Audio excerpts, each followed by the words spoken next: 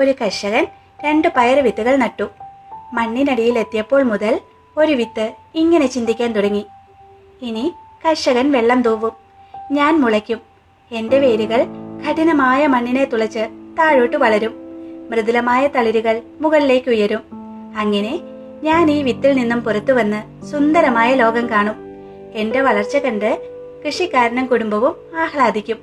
ചിന്തിച്ച പോലെ തന്നെ ആ വിത്ത് വളരാനും വലുതാകാനും തുടങ്ങി. മറ്റേ വിത്ത് ചിന്തിച്ചത് ഇപ്രകാരമായിരുന്നു: എന്റെ വേരുകൾ താഴേക്ക് പോയാൽ പെരിച്ചാഴിയോ കൃമികീടങ്ങളോ കരണ്ടേക്കാം. മൃദുലമായ തളിരുകൾ മുകളിലേക്ക് പോകുമ്പോൾ പരന്ന കല്ലിലും മണ്ണിലും തട്ടി ക്ഷതമുണ്ടാകാം.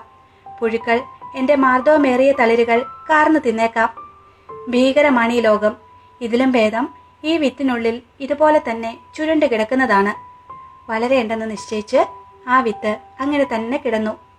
കുറേ ദിവസം കഴിഞ്ഞപ്പോൾ അതുവഴി വന്ന കോഴി ചികഞ്ഞു നോക്കിയപ്പോൾ ഉറങ്ങിക്കിടക്കുന്ന വിത്ത് കണ്ടു. അടുത്ത നിമിഷം അവളത് കൊത്തി വിഴുങ്ങി. നമ്മുടെ മനസ്സാകുന്ന വിത്തിൽ സമസ്ത ശക്തികളും അടങ്ങിയിരിക്കുന്നു. ശുഭചിന്തയോടെ അത് വളർത്തിയാൽ നാം വടവൃക്ഷം പോലെ വലുതാകും. നിഷേധ ചിന്തകളാൽ മനസ്സിനെ ക്ലേശിപ്പിച്ചാൽ അത് പാഴ്വിത്തുമാകും. നമുക്ക് വേണമെങ്കിൽ നമ്മെ നശിപ്പിക്കുവാനും നന്നാക്കുവാനും കഴിയും. തീരുമാനിക്കേണ്ടത് നാം ഓരോരുത്തരുമാണ്.